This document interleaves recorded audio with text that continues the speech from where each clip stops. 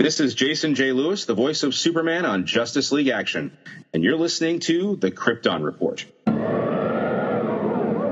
in the sky, look! It's a bird! It's a plane! It's the Krypton Report!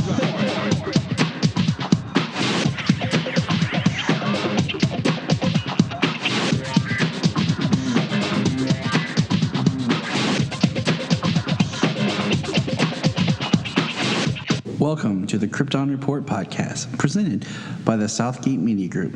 The All Things Kryptonian podcast, including Superman and Supergirl. We discuss games, movies, cartoons, TV shows, and comics. Krypton Report Pod can be found on Facebook, Twitter, Skype, YouTube, and Instagram. And if you want to drop us a line, send it to kryptonreportpod@gmail.com. We are on Patreon under Southgate Media Group. And our official merch page is tpublic.com. Search Krypton Report. Now on with the show. Welcome to the Krypton Report. I am your host, Tyler, and with me is my co-host, the Superman Red himself, Mr. James Cole. Welcome, James. Hey, Tyler. We're going to play a little comic catch-up because we got behind because we both have children and are busy and life is crazy. Last time we reviewed Superman issues 1 and 2 with our good friend Mr. Phil Parrish, one of the Capes and Lunatics, the greatest lunatic of them all, actually. And so now we're going to pick up a Superman 3, and then we're going to get back into action. We let some time go, and we're going to get into action. So here we go. Superman 3, Superman versus the unstoppable Rogol Zaar. Now, first of all, I do like to say I kind of like that it seems like for a while comics got away from having like words and like stuff on the covers. You know, like used to you'd see like Superman meets his final death, find out inside, blah blah blah. You know, and then it just got to just being images, and now it seems like we've kind of gotten back to having some really cool stuff written on the covers. Yeah. Well, with just for a side note on it, with Action 103, they got, I didn't like the variant covers all that much with 103, so I got the regular cover, and it's, you know, not to jump ahead or anything, but can even Batman save the Man of Steel? Yeah. And so Metropolis burned, and only one hero can save it. What lurks in the shadows of Metropolis? Right. Well, for Superman 3, I've got the variant on that, and for Action 102 or 1002, I have got the variant on that as well. I think I just so those have no words. I think I just have like the regulars because I just am at the mercy of whatever my comic book shop guy gives me. Nah. Whenever I get there. And hopefully it'll get better soon because I'm supposed to have Wednesdays off, and I can be there instead of having to get there, you know, whenever I can. Oh, excellent! I actually thought the foil covers this week were pretty cool looking. I wish they would go back. Man, I liked when they did the 3D-esque covers when they did Villains years ago. Mm-hmm. Like 5 years ago. Can you believe it's been that long? God. Wow. Yeah, I have a bunch of those issues. I'm pretty sure on my tablet, digitally. I love 3D covers are nothing there. So nice. It's just kind of refreshing to get like origin stories and stuff like that. But okay, Superman 3. It opens up, and we have a familiar villain, Livewire. And she's broken into Star Labs, and we see Star Labs is going nuts. And as we remember, the Earth is in the Phantom Zone. Superman shows up just a moment later, blames things on Livewire.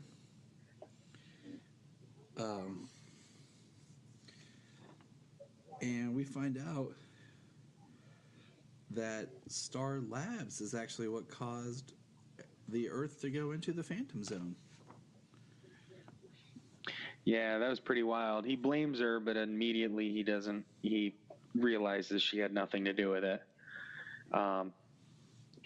Yeah, how Star Labs opened up a portal that big take in the entire Earth. That's still a bit of a mystery how they did that, but I feel like this Superman, like Man of Steel, is such a waste of an opportunity.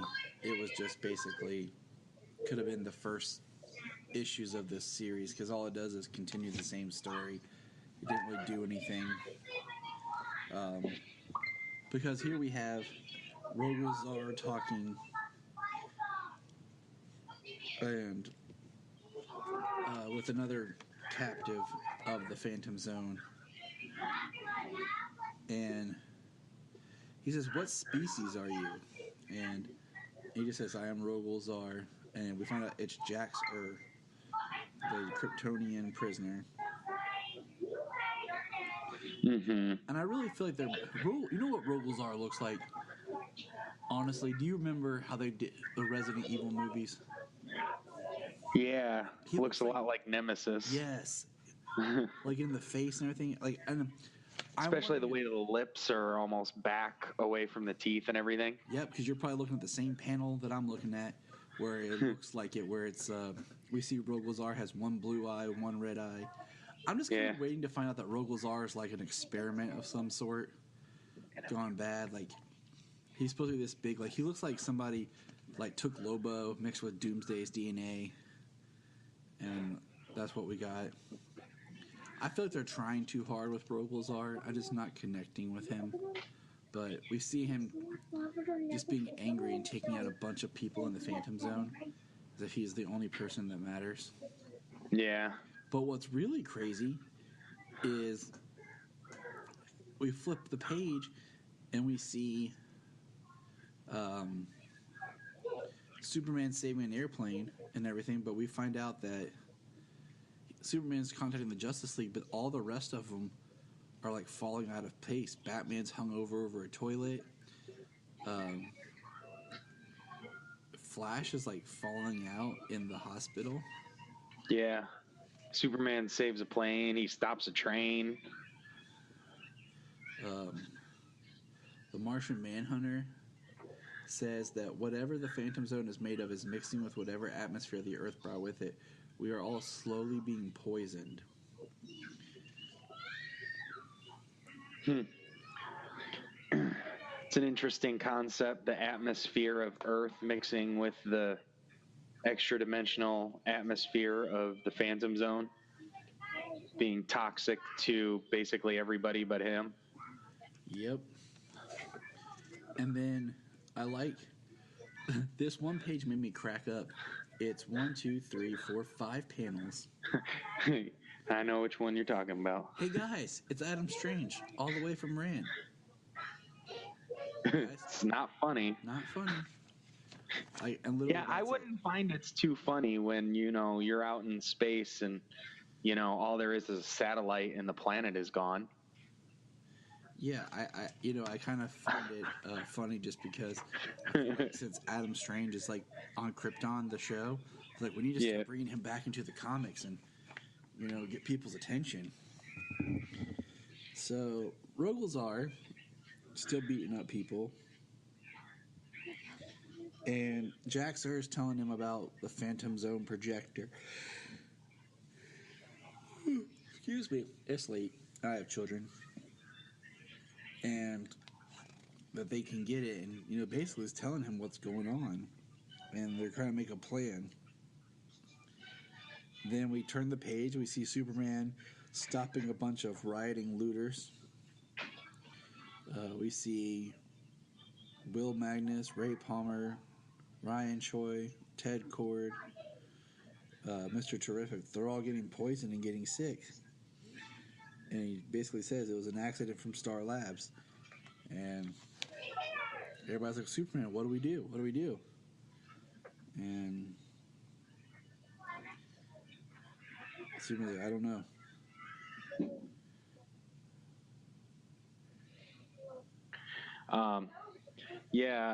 It's pretty cool how they're involving everybody and some of the smartest minds of the Justice League to try and figure out the situation on how to get out of how to get the Earth out of the Phantom Zone.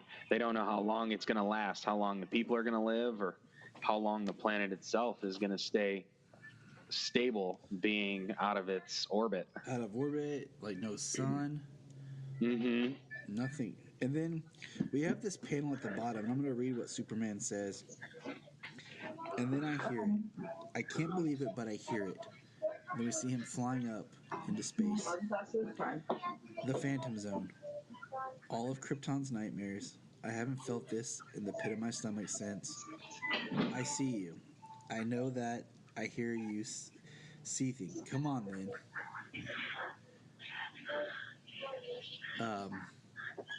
If this is what it's meant to be.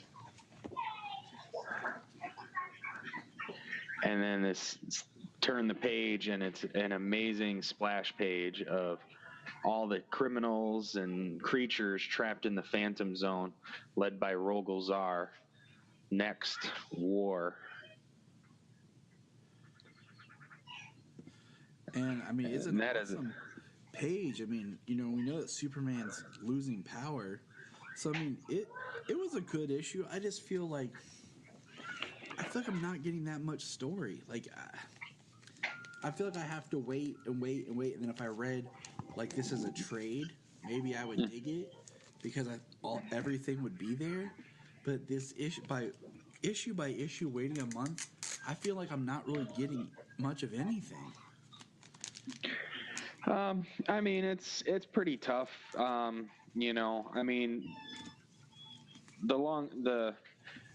sometimes, we all know as some comic readers, issue by issue, and I'm more of a trade person anyways, I've always bought some trades, so more issue by issue is actually a little newer to me. So, the fact of getting, like just part of a story each month, I mean, it's good to have the stories that have, that are longer and have an overarching, story, but each one shouldn't just feel like it's just a small segment, you know what I mean?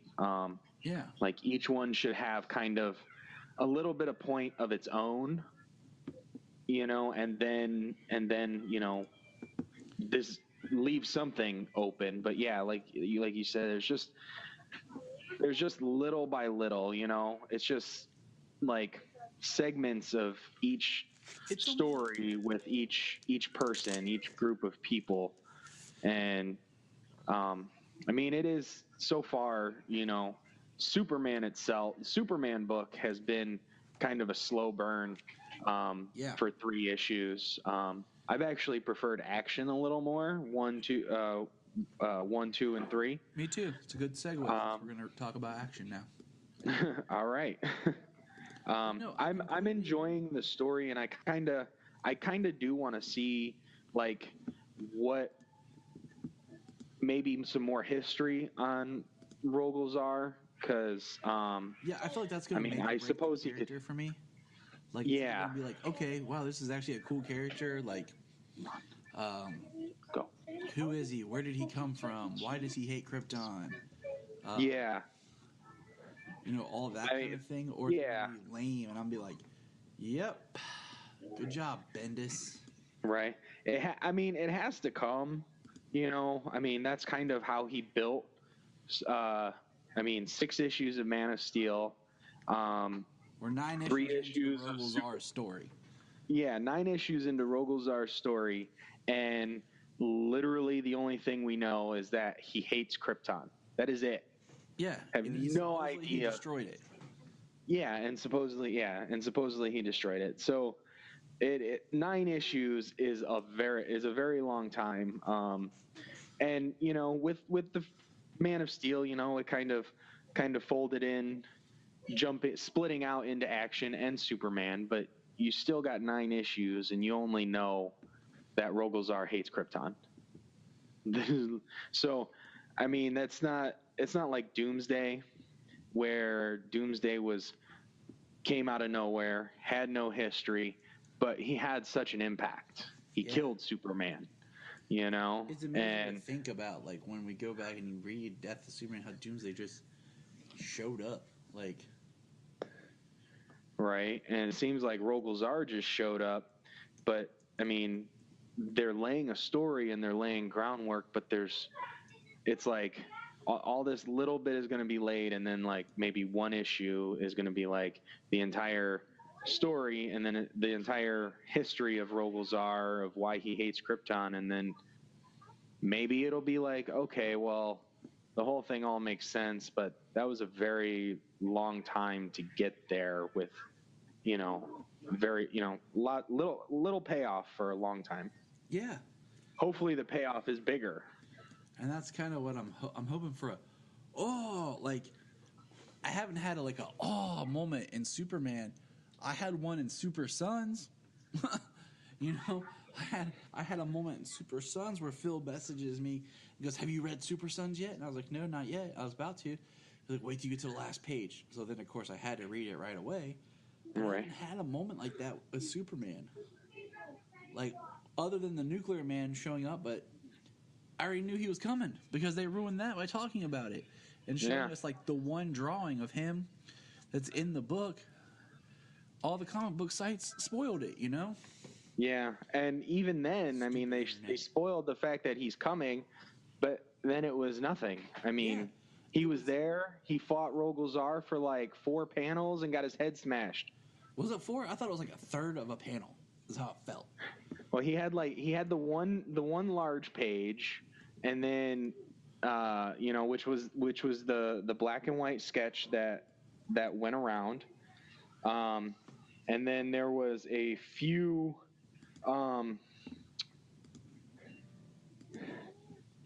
I think it's in. Just going back real fast to catch it.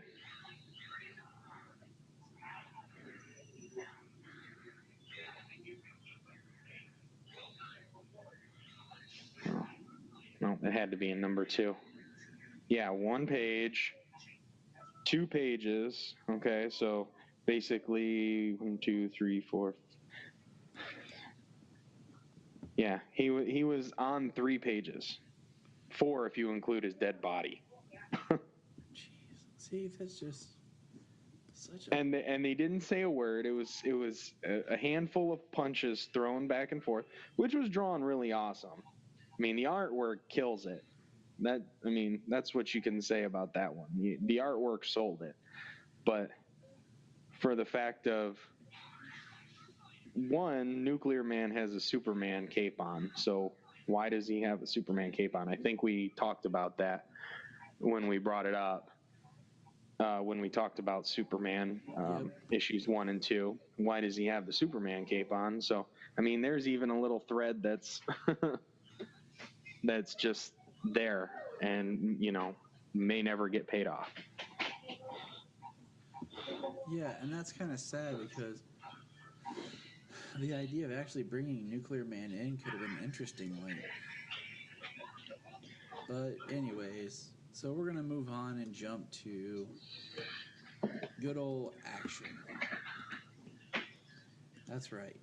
Action Comics. 1001. You can tell we're excited.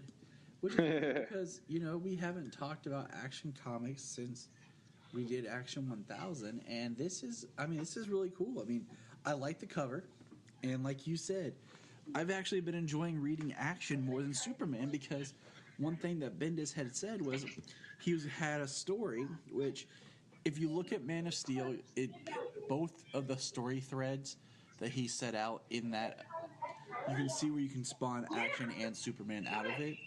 But then you're like, when does this take place and when does that take place? You know, he can't be up in space and on the ground.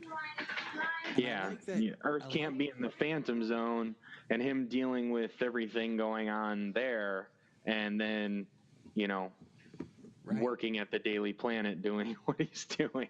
Like, he's not Clark Kent when the Earth is in the Phantom Zone. No, that's not happening.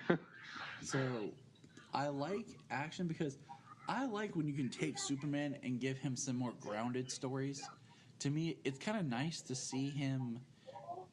Like, I posed the question before, how much sci-fi do you like in Superman? Because he is a sci-fi character.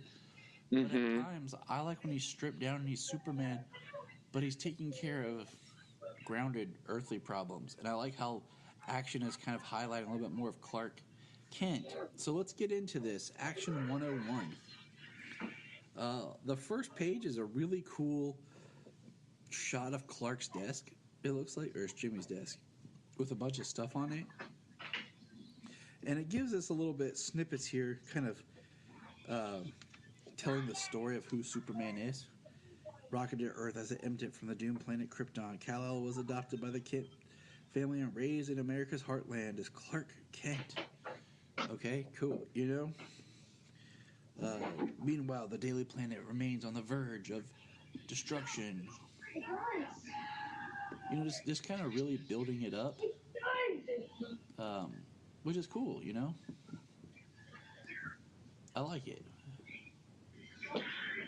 Yeah, you know, that's a similar opening that Superman and Action both have, kind of giving a very quick summary of the character up to this point,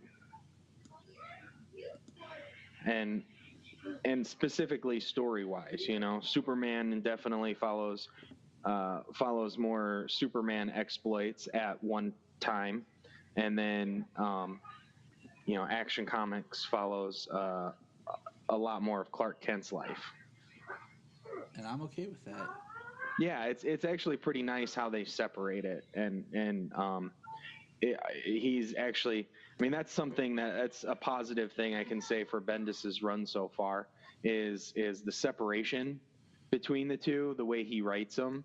You know, Superman, the way he writes Superman from like the hero's point of view, and then the way he writes Action more from the man's point of view, Clark Kent's point of view. And I think that's great because I think it's really nice to see more of Clark. And, you know, Superman is doing more of the, like I said, for lack of a better term, out there kind of sci-fi stories. And Action's not. I mean, though we do get a great shot of Superman walking and being bullet shot. And I do think it's interesting looking at some of the artwork, just because, like, he has the trunks on, but they're very prominent, almost like a square trunks. Yeah, it kind of reminds me of All-Stars trunks. Yes. Exactly. I mean, there's more dialogue on this one page spread I'm looking at, I think, than there may have been almost in half of Superman 3, the book. Yeah. Because we have Perry in the newsroom, and giving assignments and talking, you know, and then we have Superman going to talk to the police or the fire chief, you know, about the boy who came forward, about him starting the fires. And I kind of like the idea, you know, of Superman being with the fire department and talking about things. Yeah, that was pretty cool. You know, they get the tip off. He goes and talks to the chief, and it's written really well too. You know, I mean, he can't be involved if he's supposedly a suspect. Yes. So, you know, it gives it. I mean, it gives it an extra layer to the story. You know, to the mystery of what's going on. But unlike Rogel's R, as it goes in Superman, I mean, that's the main story, you know, and as we get to the end here, we got something that continues through here on Action.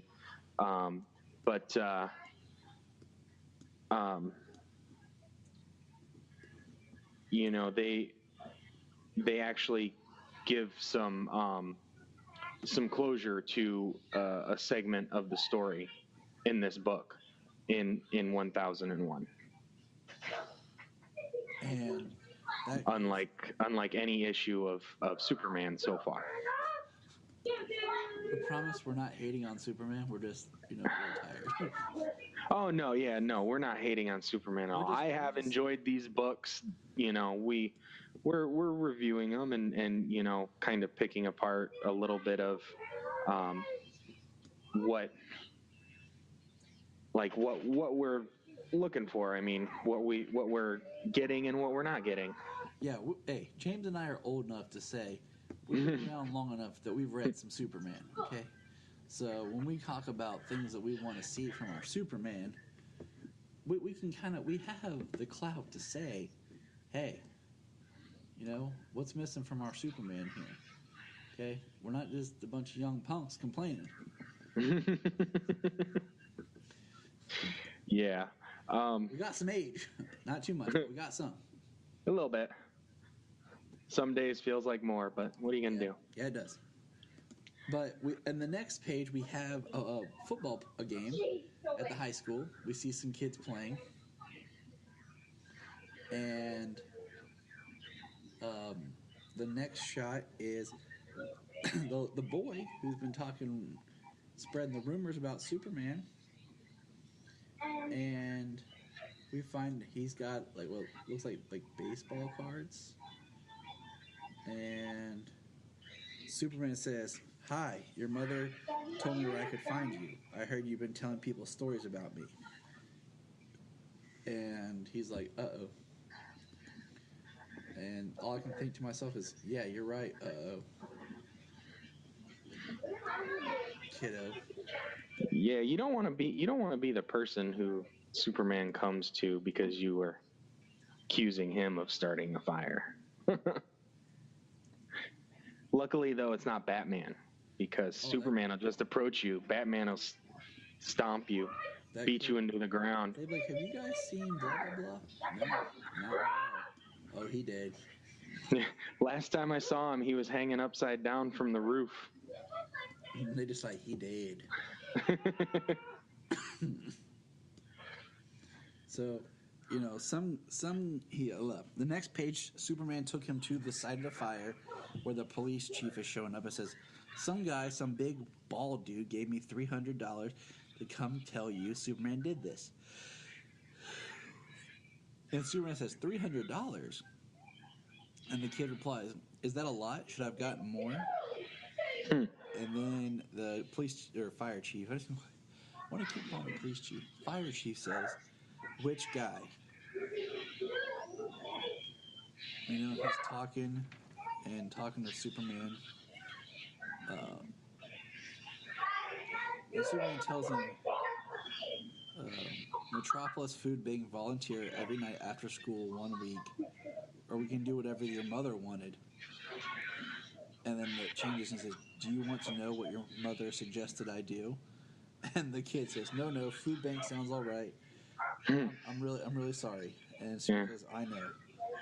Yeah, what's real nice about this whole exchange here with the fire chief, you know, how do I know you're telling the truth now? Superman, I can tell, actually. He can hear the heartbeat, you know, he can tell when somebody's lying. And then this fire chief, but you have a vested interest in this truth, and you're a little teeny bit intimidating to a witness. And me, see my problem here? The city inspector is going to be all over this. So, you know, a layer to the story, you know, the fires, and then the character, and then the introduction of a new character as we move forward here. Yep. And it's just interesting. That's really all I feel like I can say. Like, I just keep saying, and I like that it shows Superman, like, this kid in a way is ruining his street cred, you know, and like slandering his name, saying he started these fires and everything. And what does Superman do? He punishes the kid, but he still cares about the child, making him do something good. Yeah. Community service. Yeah, I mean, That's soups right there, man. Like, putting the kid to work. Yeah. And then the next page, he says bald guy. So then he starts going through a bunch of what looks to be mugshots and images of every bald guy he can think of. Mr. Freeze and Brainiac. Lex looks like an egghead. Yeah. Dr. Savannah. I'm gonna guess Parasite. Not sure. Hugo Strange. I mean, not sure who it is with the boot print on his face.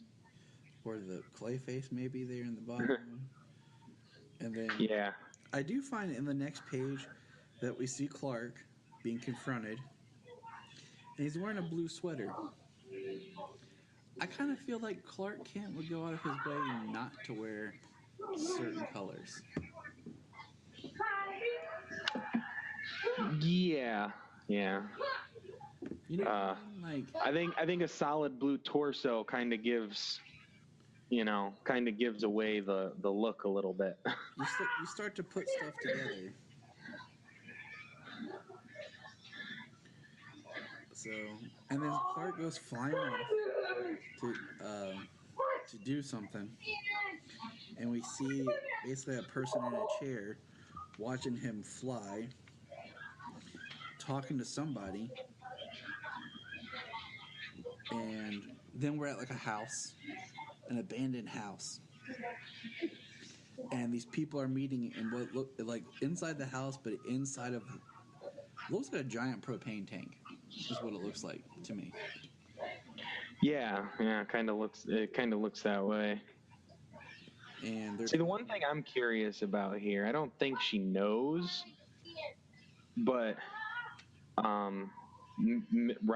what's her name? Good, Miss Robertson Good. Robinson Good. There we go. I mean, I doubt that she knows that he's Superman, but is the way it's written, is this just like a coincidence that like somebody's got him under observation, Superman, but does she know that he's Clark Kent yet or anything? I'm not sure yet. No, they kind of tease with it, like, because when he leaves, when he always goes up to the roof, that's when they always focus on her, and somebody's saying like he's gone or Superman's gone, like. So, I mean, we get from this gathering here that they don't want to be anywhere in earshot. So they want to make sure that Superman is gone doing something before they meet and talk. Exactly. And so these guys are all talking, these group of people, should I say, and then out of like a red mist cloud comes out,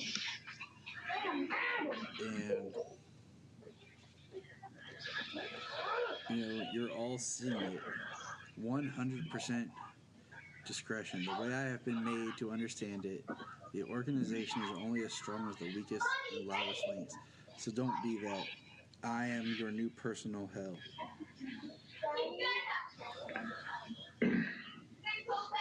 So we have the introduction of Red Cloud, for lack of a better term. Yeah, who kills a guy called Yogurt. Yeah, we're running out of hood names, man. Like, yeah, kills a guy named Yogurt because he was the one who paid the kid. Basically, he became a link to their organization by trying to pin the fires on Superman, and that's why he was killed. Daddy, at 10, his little friends are sacrificing themselves by exploding. yeah, join us, man. Come into the conversation. he just got a brand new game yesterday, Dragon Ball Fighter Z, and so he's really excited about it. Every time he plays a new character and does some new moves and stuff, He gets pretty excited about it, wants to show me what's going on. I don't blame you. So, I mean, that, and then we find out the other big twist, dum, dum, dum, is that the house is located right outside Metropolis. Yes, the house is right outside of Metropolis. And then we get tap, tap, tap, tap, tap, tapping away on the keys of a keyboard. And that is 101. Yeah. I mean, I like it. I kind of wish they hadn't revealed Red Cloud. I wish they would have held off. And I just like the idea of, like, action or whatever being more grounded. You know, except for the human cloud choking people to death. Yeah, that's why I wish they would have held off on it, you know? Like, it seems like they can't ever tell it's like they start to tell a story that's not exaggerated, and then all of a sudden they're like, oh, man, we can't do this. We have to make it crazy. It's a comic book. It's a comic book, and it's Superman, this character who's so much larger than life. We can't do something that people would think was normal. Yeah. I mean, even when they did that Truth or whatever, where Superman was protecting a neighborhood, like, the twist ended up being like it was some sort of like weird alien things or something that were inside the cops or whatever. So I mean, it just like, oh well, could have just been a bunch of, you know, stereotypical troublemakers. They had to throw that twist in there. So right. Well, so here at the end on the last page, you know, we got the tapping on the keyboards and the notepad saying the secrets of Lois Lane. So it seems like Lois Lane is back on Earth. And, you know, earlier in the book here, talking with the gossip columnist, or entertainment columnist, I forget what she said she prefers to be called. But, you know, she's interested. People are all wondering why Lois left, but it seems like she's back. We all know that she was off-world with Jonathan and Jor-El. Yeah. So that opens up lots of questions, actually. I mean, lots of questions for Tyler. Okay? I'm going to talk about myself in the third person. Okay? Tyler's got some questions. So maybe to help answer some of those questions, we'll jump over to Action 102. And in Action 102, we start with Clark's desk, not Jimmy's. And this is actually really fun if you read all the post-it notes and stuff around his desk. There's a lot of, like, inside jokes. Mm-hmm. Like the one that says, John's school has a number. Jim Lee called. Batmite conspiracy follow-up.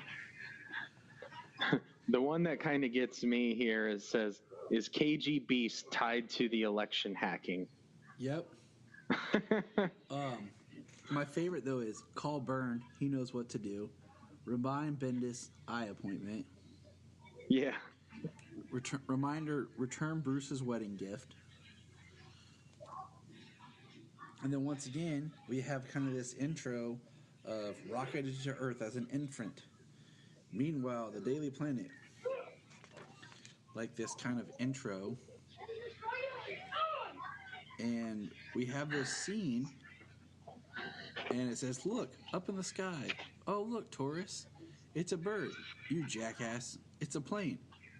That doesn't even look remotely like a... Oh, no, it's a... Oh, this is going to scare me.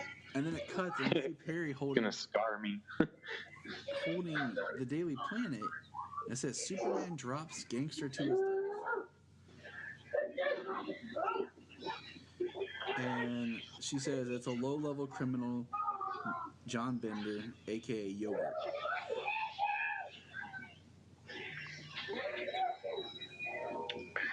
Yeah, Yeah. What's interesting is the shot on the newspaper is the exact shot from the page next to it. Like, so the person get this shot before before he crash landed and almost killed people in the street. Yeah, I mean, like, you could expect this photographer who just got hit with a dead body falling out of the sky. so it's kind of interesting, you know. And then we get this exchange between Perry and Miss Robinson here, and it just basically, you know, she's not very Superman friendly. You know. Yeah, from the way it seems here, like, you know, he says that there's evidence that he was with the Justice League, that Superman was with the Justice League in Seattle, fighting Starro, maybe. Maybe. Yeah, a giant starfish.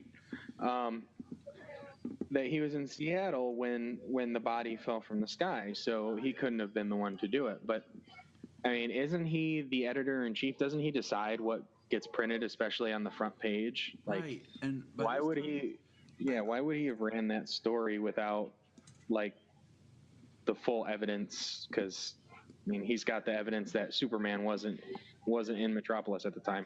And to be honest, by this time right now, I can't remember who owns the Daily Planet. Yeah, that could be. So I don't know if that's something that's going to come up. And so I don't know. Yeah, just a thought. Good thought. Yeah. And then Perry goes to Clark to have him follow up on the yogurt story, on Ms. Good's story, telling him that he had Lois do it to his stories all the time. Yeah. Like, he doesn't want to interfere with her story. And he, you know, Perry's like, well, you know, we need, especially this story where they need the facts straight.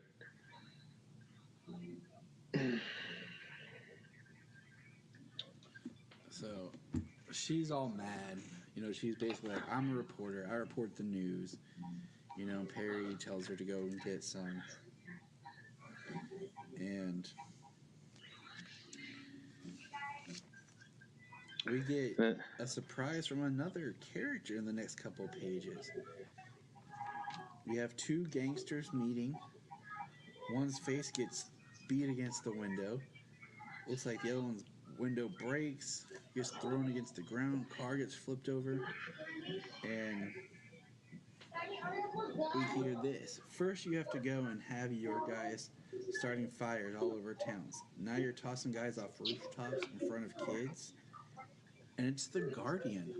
I don't remember the last time I saw Guardian other than the Supergirl series. Yeah, it's been a long time since I've seen Guardian in the comics anywhere. See, what's interesting here is, like, I don't think Guardian can flip a car, a limousine. And No, I don't either. I don't think he's a killer either. And I think the guy who got smashed up against the window looks like he got splattered underneath the limo. Well, he got, like, beat. He got beat.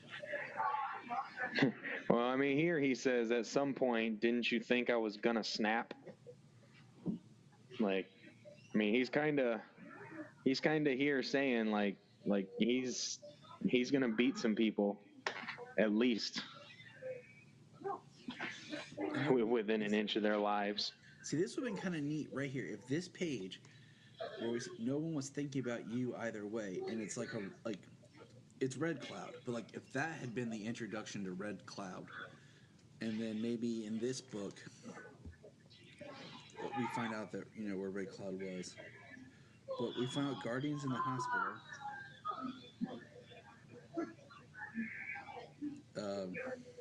Yeah. I mean, you kind of, I don't know, you kind of couldn't have done the setup and the killing of Yogurt in the first one, with the conversation that they had about saying that they don't say the word Superman, things like that. Yeah.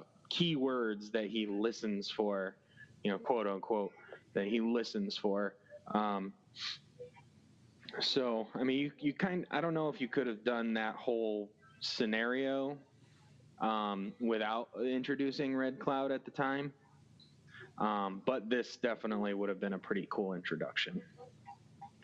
Yes. Because this full page that shows Red Cloud is just like literally a large red cloud, no human figure, and just like slanted eyes and like barely a black open mouth between the clouds. And I mean, we have him like Guardian with like busted face trying to say Red Cloud, and it kind of, I don't know, maybe you could have inserted those pages from the last issue, like at the end of this book, and been like before, and then it has that little like 72 hours before or something like that. Mm-hmm. But then we have Clark Kent investigating at a bar looking for people that knew Yogurt.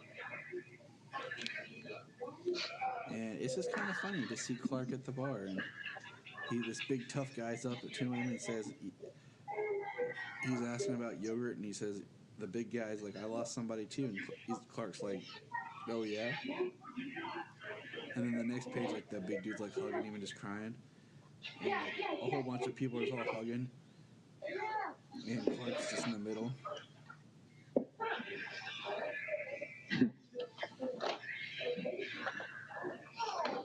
And then it cuts to Clark and talking to Perry, and he says, Yogurt, the dead guy in Midtown was the guy who lit the fires. And Perry says, Yogurt. It's just one of those things, like, you make this name to try to sound tough, but, like, the more we say Yogurt, the worse it sounds. Yeah. I mean, not to give anything away, as we move forward in the next issue, we're going to come across a woman named Candy, and we kind of find out that they're code names. Yeah, and I mean, so at least with Candy, I mean, it's a stripper name. I mean, it would make sense. We have this part, like this, I kind of,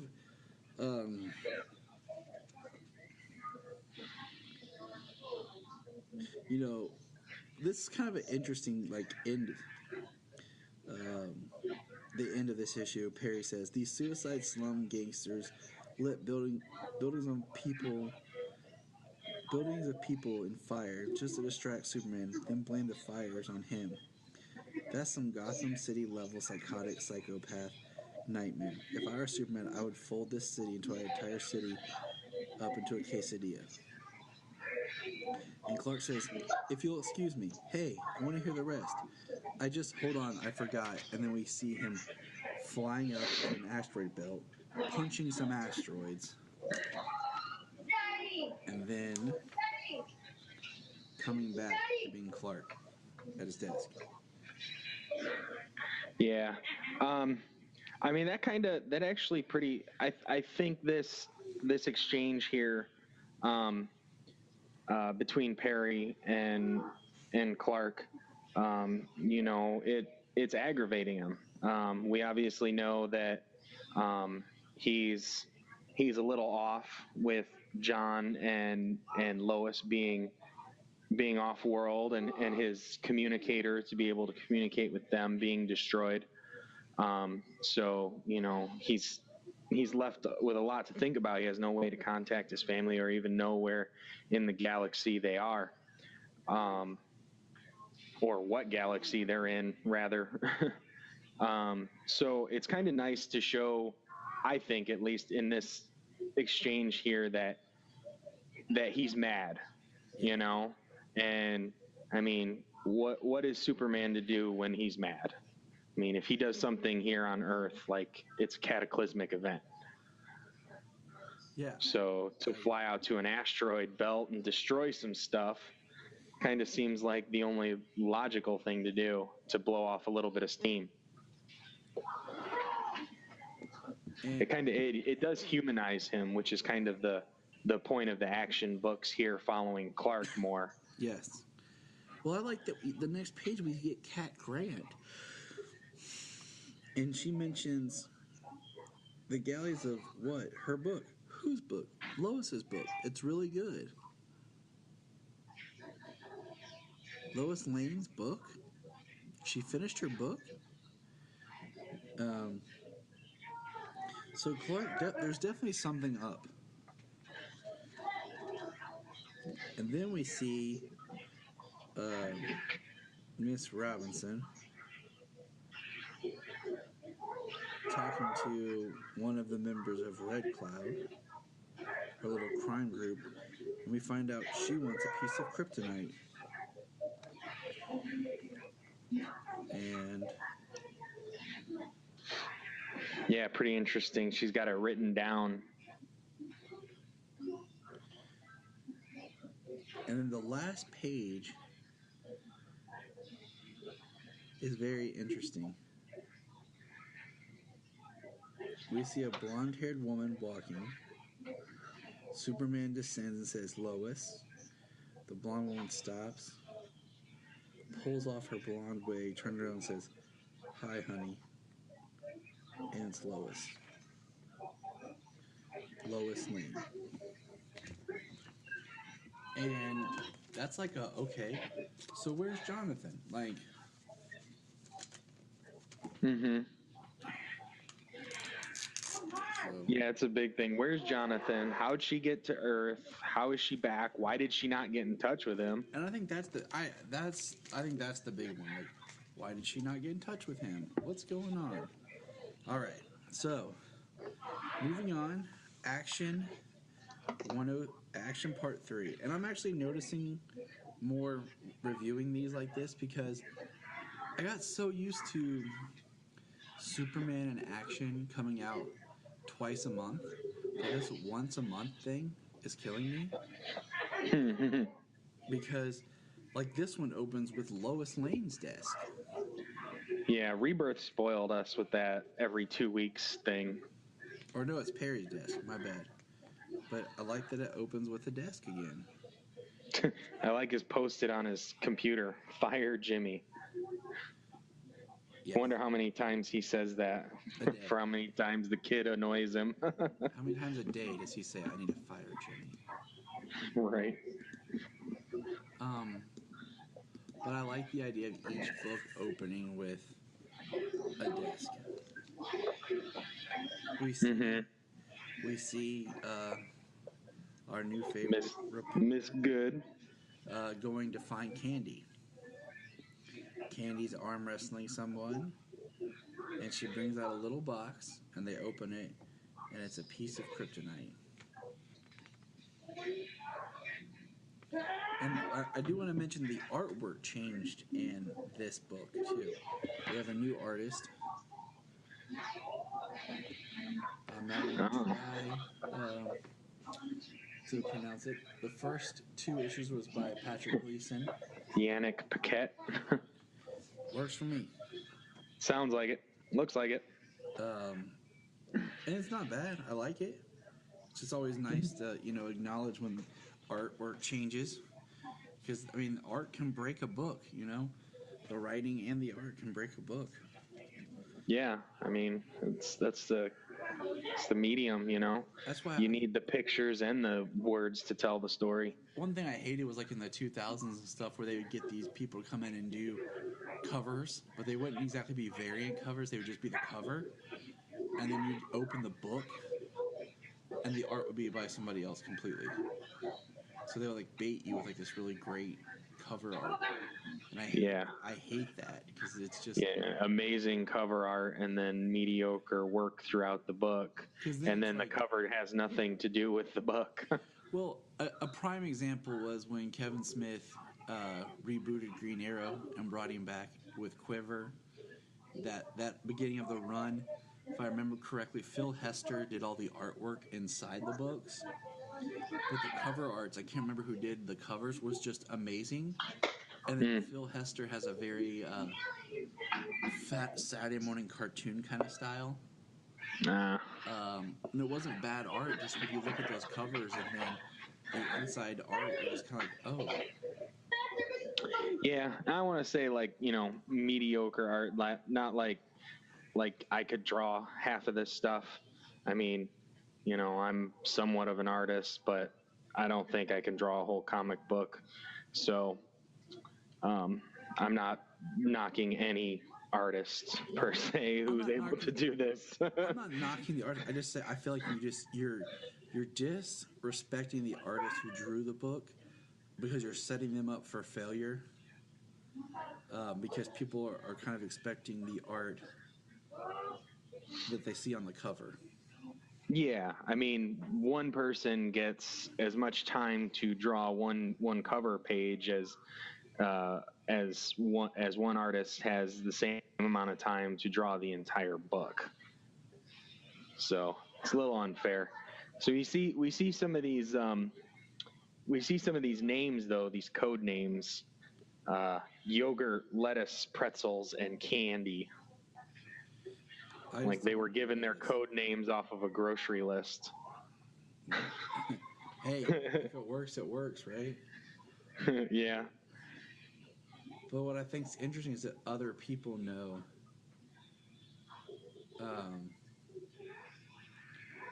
that their code names. Like his code name was Yogurt, but he used it as his street name as well. Mm-hmm.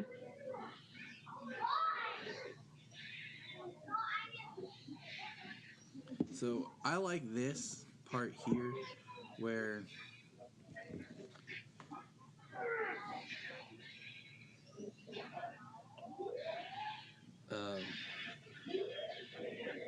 what do you call it? We see just the busy newsroom, and in the bottom corner, Clark's getting sick, and we see the next panel is Miss Good coming off the elevator to catch Perry, or Perry's coming off the elevator and Good's coming around the corner to catch him, and is moving around, and Clark just faints. And I like just how the artwork is laid out, because it really intensifies how busy and many people are around in the newsroom, and Clark's reaction and how he just is getting sicker and sicker with the kryptonite. And we hear, like, anyone have an Advil? And it's in these panels, her reactions, that makes me think that she doesn't know that Clark's Superman, even though, like, the final panel of her kind of could mean it. But it's kind of... Yeah. I mean, it is kind of interesting, if she had any idea that he was Superman, I mean, why would she give it away that she actually has that by going into the newsroom with it, and knocking him out? Obviously, Superman would know something's up. So if she knew that he was Superman, I mean, that would just be a flat out dumb move to be like, oh yeah, hey, I'm carrying around some kryptonite. Exactly. So it makes me think that she doesn't know. Yeah. I'm wondering if anybody does, just for the way that they kind of have him. They seem to have him under observation in prior books here. And then Clark just pops up as soon as she's gone, and he's like, "Oh, I'm really okay. I had some bad shrimp for dinner. I'm okay." And Perry's like, "If I get back to work," and Clark's just got this puzzled look on his face. And the next page, we see her walking. And it's Good, that is. And then all of a sudden, her purse gets ripped from her, and we hear "you." What the damn? And it's Batman. And, why do you have this? Right. Where did you get this? Do either the Christian Bale voice, or we need to get a voice modulator. I can't impersonate a voice modulator, so I got to do the Christian Bale voice. Right. Or I can do Michael Keaton. Why do you have this? Yeah, whisper it. Where did you get this? Or the Val Kilmer. Agreed. a trauma powerful enough to leave a person in a world where two worlds don't make sense. You know, or you can just do Clooney and just talk. Oh, that's what I'm talking about, bro. You're right. But no, I love that Batman showed up, and you know, she says it's for a story. One, he got there pretty fast. I don't know if that's the same day that, you know, she's outside. I haven't even paid attention to see if like they drew her wearing. It looks like they drew her wearing the same shirt. Is it? It looks like she just has a coat shirt on, but she has a jacket on. So yeah. She left the Daily Planet. So I'm thinking it's later that evening. Because I think if Soups contacted Batman, he would get there pretty quick. Oh, yeah, saying that, you know, this chick has some kryptonite. He's on it. You know, Batman says, you know, where did you get this? This technically is a weapon of mass destruction. She says, no, technically it stops a weapon of mass destruction. Good point. I really like that part. Good point. Like he knows. He understands. I mean, that's why he has kryptonite. And, you know, she says, can I have it back? No. You're keeping it? This can't be on the street. You mugged me in an alley? I just made you a great story. Batman just mugged me. I wonder if that's where action number 1004 is going to open up.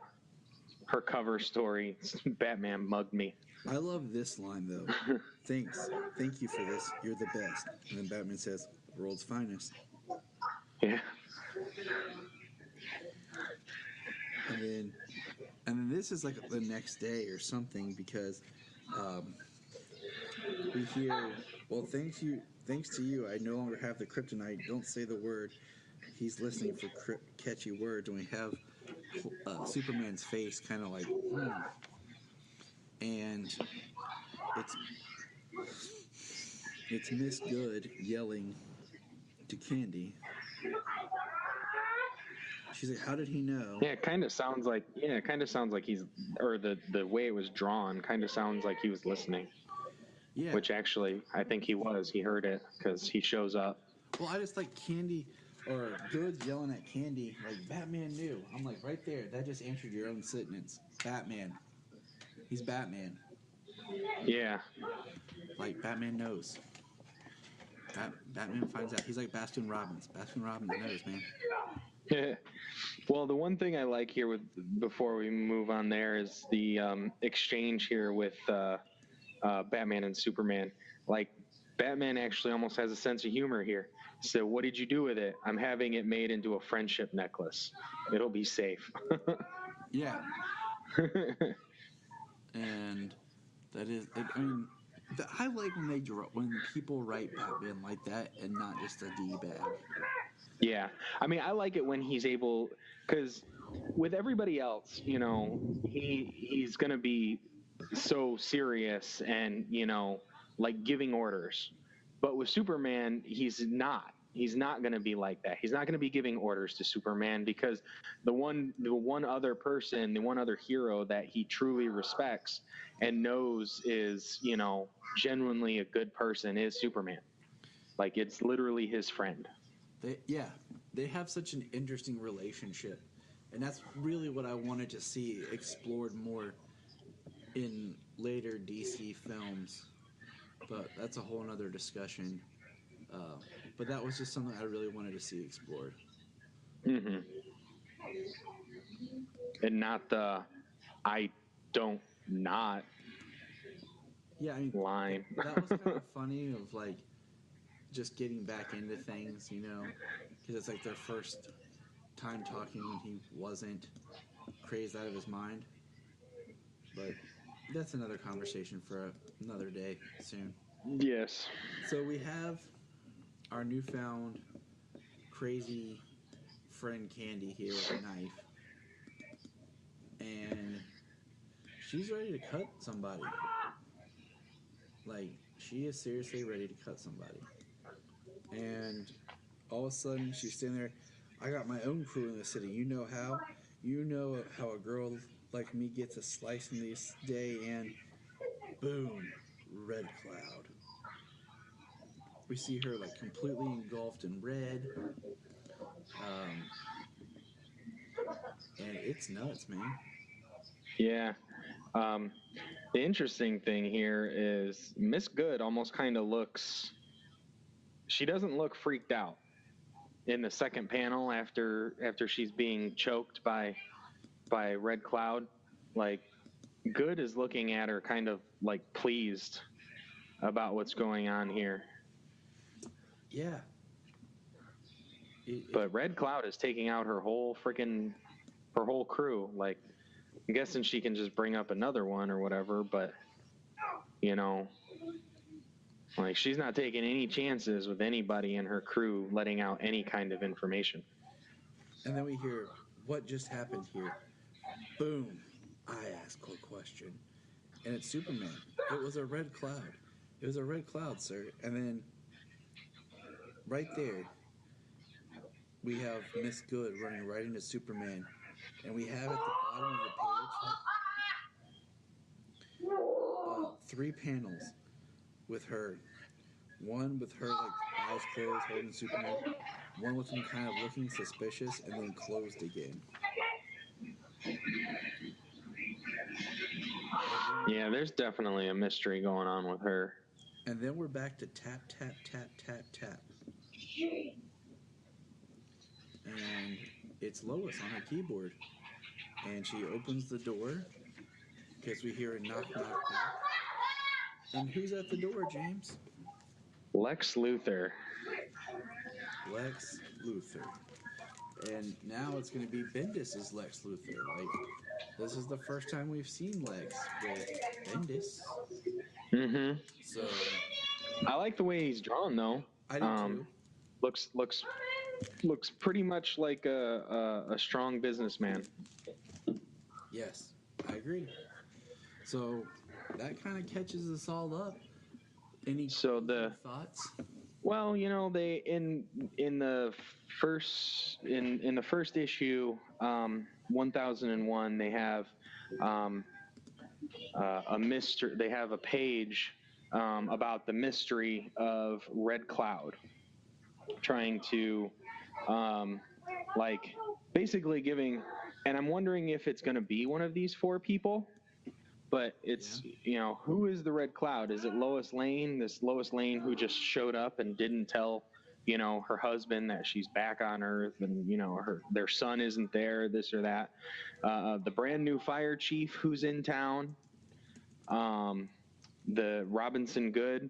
I think we can count out Robinson Good because she was, you know, in the same room as Red Cloud and she wasn't Red Cloud. So I think we can knock her off the list. And then Trish Q, the gossip columnist. So kind of if they are saying that it's going to be one of these 4 people, then, you know, we checked one off the list. So there's still some mystery left to who is Red Cloud and what is Red Cloud and what does she want. I agree. And I hope Red Cloud's really just a big fart from Rogel's R.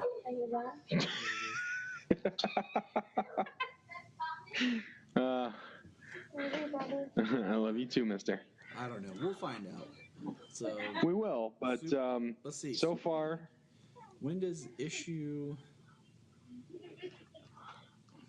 Superman 4, is that out next week? That's what I'm looking up right now. I think it should be.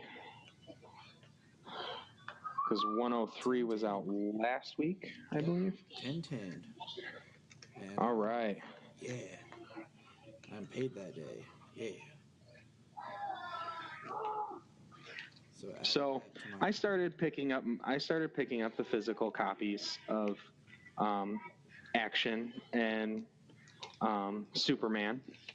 So I've got some bagged and boarded physical copies now, and I'm excited about that. I'm trying to get the ones with the digital code inside so I can have it digitally as well. Like if I were to travel or something, I can just download a whole bunch of issues or things like that and read them on the go. So, just a new bit of news. I cut my pull list down a little bit. I'm getting Action, Superman, and then I'm gonna get 3 Jokers, and I'm gonna stick with Heroes in Crisis, depending on how that book goes. And then I'm actually looking forward to when Jeff Johns starts writing Shazam on a regular basis. Yeah. I mean, right now the only physical books I'm getting is Superman in Action. Kind of sucked I missed out on getting a physical copy of Damned, seeing as they're not going to be reprinting that. Yeah, and not that I care about. Was a side note here, the Batwing. Yeah. The Batawang, whatever people want to call it. I forgot that it was being released that date for some reason. Like Phil and I had discussed, I thought it was coming out in October just because I thought it was more like a Halloween release, and it dropped, and I couldn't get to the shop to get it. And I was like, well, I'll go. And by the time I got there, like they had sold out, and the whole big fiasco happened. You can only get it digital; they're not going to reprint it. And now and now they pushed back issue 2, and I'm kind of wondering, should I even bother to buy issue 2 or just see if they release it as a collective trade at some point? Yeah, they'll probably release it as a collected trade, but still with the Batawang blacked out it was digitally. Fine. I mean, but it's so stupid. It's such a big deal. I mean, Dr. Manhattan, he graced us with his presence. And, the whole point of the Black Label was to make it more mature. And I just love Brahimo's art, and that's what bummed me out that I didn't get to pick it up. What's messed up is, I mean, one, they've had Dr. Manhattan out there since the 80s, and that has never been like this huge deal. And then the Black Label, literally a mature label, a adults only book, and people are freaking out about it. I mean, just go and just in Doomsday Clock number 7, Dr. Manhattan was naked. Like, so what is the issue with Dr. Manhattan versus Bruce Wayne? It is a drawing. It is a drawing. It is a drawing in a mature and adult book. Exactly. And like, people are freaking out about it. They're not even talking about how good the story was or how freaking amazing Bermejo's art is. Oh, I mean, it is. I would love to have a poster of his art. Like, just a printed poster. And the only one that you can find is from Joker. And that Joker is so creepy. But, like, his Batman, and, like, there's some shots, pages in that book of Damned, of, like, Batman in the church, Batman at home, that are just breathtaking. And I would love to have that as a giant poster. Oh yeah, absolutely. I mean, I searched around. I called every comic book store around here. I even called a bookstore, but the bookstore only sells trades. So, but yeah, every place sold out, and I was like, well, man, like I'm gonna have to get 3 Jokers and stuff, pulled so I don't miss out on that. That's something I'm going to get as it comes out. But I read what I can, and, check out some other things in other places. Yeah, I mean, I wonder if 3 Jokers will be printed in the same big magazine-esque format. But yeah, that's what I heard that the Black Label books are going to be. The Black Label books are going to be in that prestige format. So I'm wondering if all of the books are going to be that way. 3 Jokers, Batman, or Superman Year One. That new Wonder Woman story. Honestly, I'm not looking into that one as much. Right now, as far as the Black Label stuff goes, I'm iffy about Superman Year One.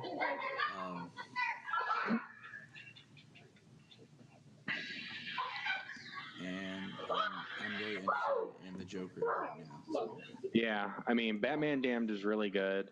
I'm very interested in the Three Jokers. I mean, it's been 2.5 years. Yeah, 2.5 years since they set it up in the Dark Side War. Okay, so I was going to save this till we talked about some other stuff on another episode, but with Three Jokers coming out, is that going to tie into the Dark Side War? Because supposedly the Black Label stuff is not in canon, but Dark Side War was in canon. Mm-hmm. And I think I'm thinking that I heard or read something that the Three Jokers is going to be in canon, that that Black Label gives the opportunity to tell these more mature stories outside of continuity, but they wanted that Three Jokers to be a more mature story is going to be under Black Label for that reason, just to be a more mature story. Okay, I mean, that's cool. We'll see. So I'm pretty sure I heard that on another podcast. I'm not sure if it was DC on Screen or Suicide Squad cast, or maybe even Holy Bat cast. One of those three. We listen to other podcasts too, people. Oh, absolutely. Look up in the sky. Look up in the sky. Look up in the sky. You can find us on Instagram, Twitter, Facebook at Krypton Report. You can also email us at kryptonreportpod@gmail.com. If you get a chance to go over to iTunes, please leave us a review to help us get better. If you're an Amazon shopper, just remember you can go to southgatemediagroup.com. There's a portal, log into Amazon, and you'll shop into your account just regular, but it also helps keep all the podcasts on and helps keep Southgate running. Remember, look up in the sky.